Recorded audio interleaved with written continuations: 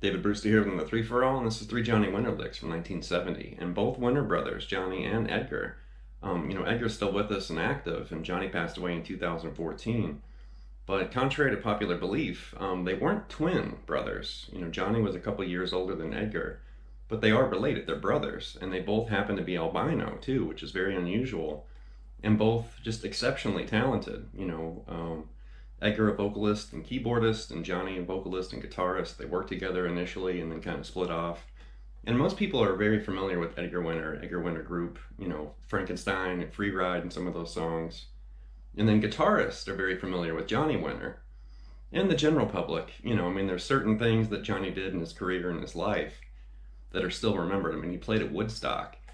Let's see, he was one of the first and only people I'm aware of that fired Eddie Kramer as a producer. That's pretty ballsy. He used the same piece of plumber's pipe for his entire career, so his slide wasn't even really a slide, it was a piece of pipe. But he used that same piece of pipe his whole career. Famously jammed and recorded a song with Hendrix. He jammed and kind of performed, with Frank Zappa. There's a lot of stuff. Johnny Winter's definitely a very important, kind of overlooked, and commonly misunderstood, blues rock legend.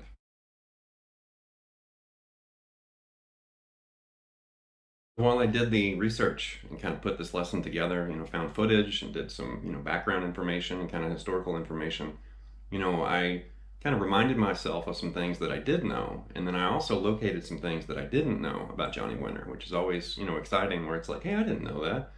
But, he single-handedly saved Muddy Waters' career. And a lot of people don't really realize that or remember that.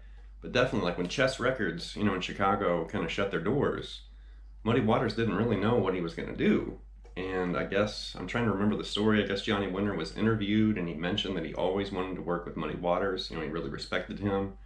And then somehow their two worlds, kind of came together. And Johnny, he produced 3 studio albums and a live album. Muddy also appeared on one of Johnny's albums too. So he kind of rescued Muddy Waters, later in Muddy's career. And, he found his audience again. He started touring again, and he had a big comeback. And a big part of that was because of Johnny Winter.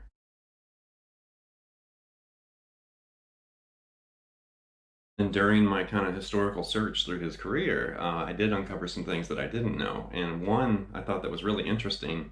In 1996, the Winter Brothers tried to sue DC Comics. And DC Comics released a comic book. It was called Jonah Hex. And there were 2 characters named Johnny and Edgar that were both, distinctly albino. They even looked a little bit like, Johnny and Edgar Winter. But they featured them in this comic book, and they were these kind of deranged, seedy characters, kind of inbred or whatever, and just crazy. And apparently, Johnny and Edgar were angry, and they went after, and they had a, lawsuit against DC Comics, and they lost, which is really surprising. It's like, wow, they named the characters after Johnny and Edgar. They even looked like the brothers, but somehow they still lost. And that was kind of a historical case, because that basically gave comic book, illustrators and everybody free reign. Like, if you're a celebrity, they can use your name, your likeness, and they can kind of create this fictitious character in your image. I was not aware of that. And when I found that information, I thought, man, that's crazy. I didn't know there was a lawsuit with a comic book, with DC Comics.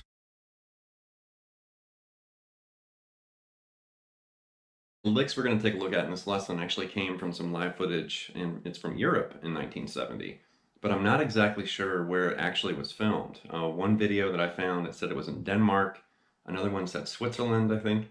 And there were some contrasting, facts as far as where this footage was shot. And it was really interesting. Like, you can find, there's at least 5 or 6, full songs. And you see Johnny's playing. He's definitely taking center stage. He's got a band with him. And Edgar's also there, a young Edgar Winter, playing saxophone. And it was really interesting because Johnny and Edgar were like doubling like blues licks. And Edgar's playing it on sax and Johnny's playing it on guitar. And it was really unusual, like, whoa, that's weird. And then the crowd's kind of there, and they're all just kind of sitting there, just watching, and there's not very much excitement from the audience, but you can tell Johnny's really into it, and there's some cool licks, too. Okay, the first lick is this pentatonic pull-off idea, like a signature, Johnny Winter lick. Something like this.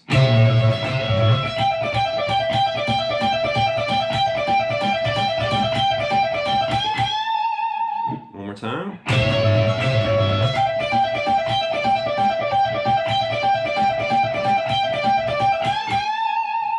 And right there you can see we're doing this half-step double stop bend. You know, we're in A, like an A blues. And we're bending that C up to C sharp. So he kind of bends it and then picks it 3 times and then bends it again and picks it twice.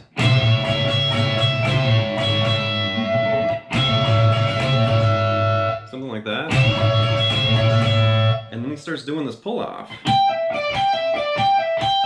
And he does this little turnaround right there, rhythmic, you know, kind of hiccup or turnaround.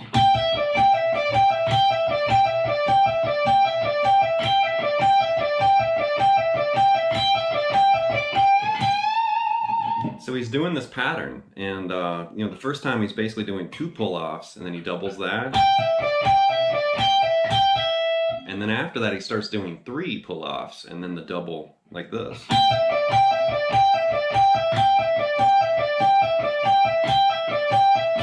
And then the last time, just come down twice, and then grab this G and bend it up to A twice.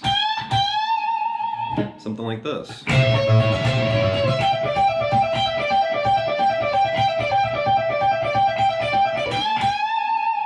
But here's the footage from 1970 with Johnny playing that.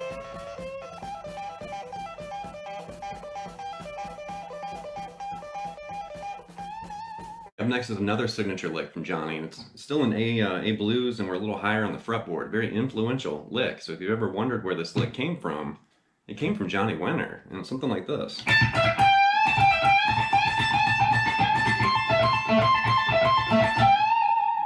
One more time.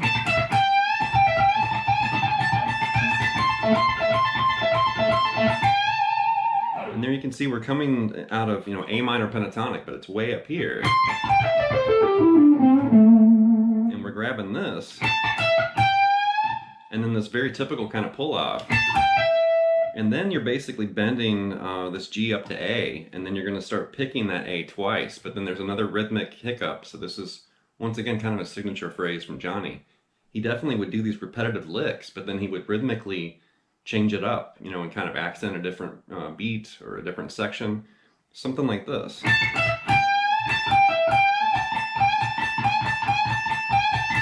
So right there's the hiccup, you know, where you're bending this G, picking that A twice, and then right in the middle, you only pick that A once, like this. So it kind of turns the beat around a little bit right there. And then just start doing this standard pull-off right here.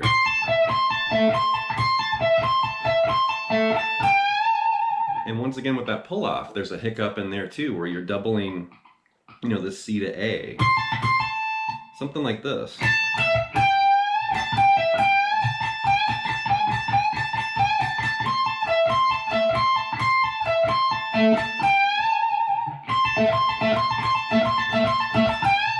And he loved putting those little hiccups in there, you know, just changing the rhythm around ever so slightly. But one more time here.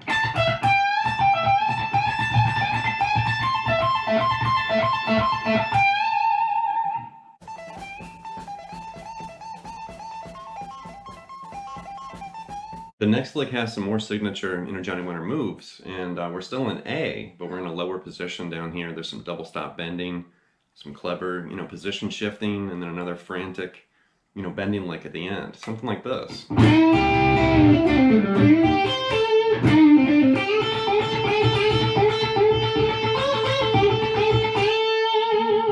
more time.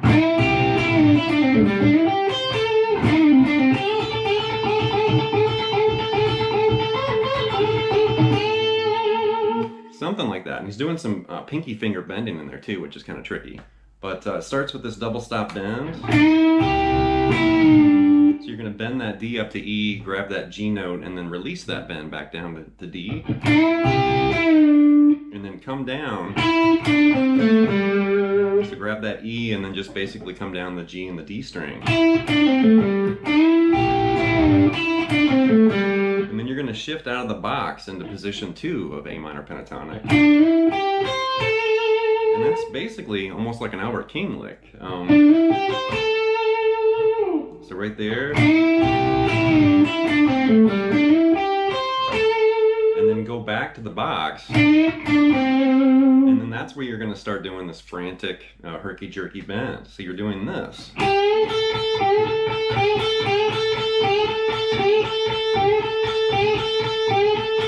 So right there, bend that G up to A, and you're going to pick that A twice after the bend.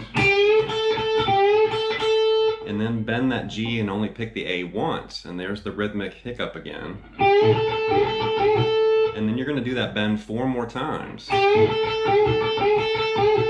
And then he basically grabs the C, bends it up a half step, and grabs that A, and he does that twice. And then do that for the original bend we had a second ago. Something like that. So an interesting, very involved and energetic lick, and I like how he's moving out of the box and then back into it, and he puts his signature stamp with that bending lick in there again. So one more time here.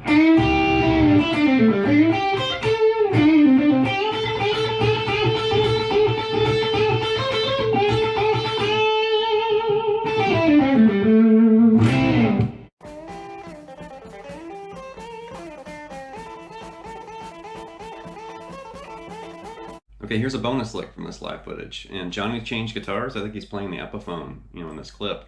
And it's noticeably in B flat. So I think maybe he was tuned down a half step with that guitar.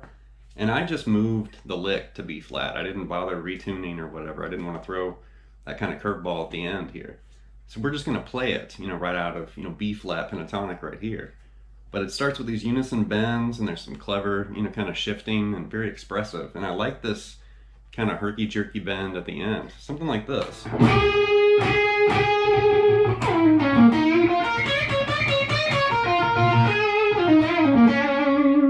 One more time.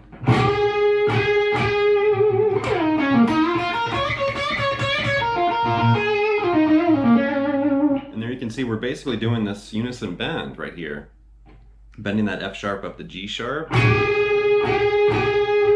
That's authentically 70s, and it's 1970 with this footage, but totally you can hear that before the 70s, but everybody played that lick, it seemed like in the late 60s and throughout the 70s and beyond. And then after he does that, then he basically does a position shift, from nowhere into this E flat. It sounds really cool in there. Right there, you're going to basically grab this really standard bending lick, and when you go up to that 6th fret on the high E, you're going to grab this C sharp, and he's bending it up a half step like this.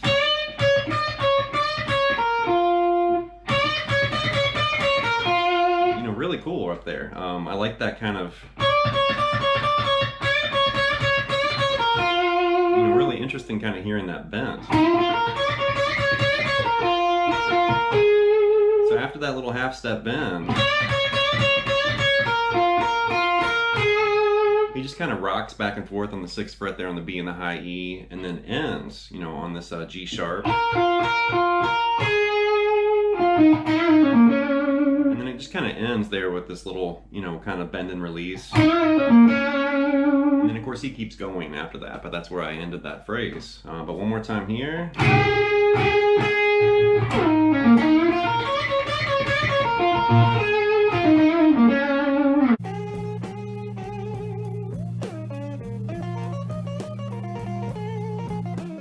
That's going to wrap this look at 3 Johnny Winter licks from 1970, and I should have mentioned this in the beginning, but Johnny used a thumb pick in his fingers. He didn't really use a traditional, flat pick.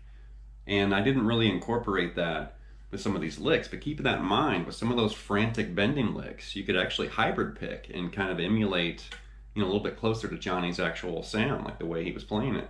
Or if you're familiar, with playing with thumb picks, you could definitely, slide a thumb pick on your thumb and then kind of hybrid, pick your way through some of these ideas. I didn't do it that way. I just picked everything. But you can definitely play around with his actual, performance of these licks.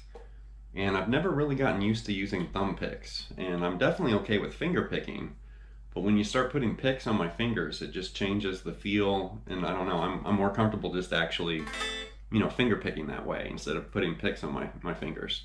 But Johnny's definitely an interesting guitarist, and like I mentioned earlier, very often overlooked. And I think enough time has kind of passed since his heyday, the Woodstock era in the 70s, and then of course moving into the 80s. And the 70s definitely, he had a lot going on. His own career, helping Muddy Waters, performing and jamming and touring with all sorts of groups, and influenced everybody. Michael Schenker. There's a whole bunch of people that Johnny Winter influenced directly. Where they heard it and they thought, wow. And definitely a very biting guitarist, full of interesting ideas, and definitely pushing that envelope between rock and blues constantly. And sometimes he was more a blues guitarist, and then sometimes he was rocking, a little bit more. So it just depends on what era or what album or whatever. But dynamite guitar legend, big time. So anyway, leave some feedback and some comments. Please subscribe to Midnight Lessons, and I'll be back before you know with more content material. Thank you.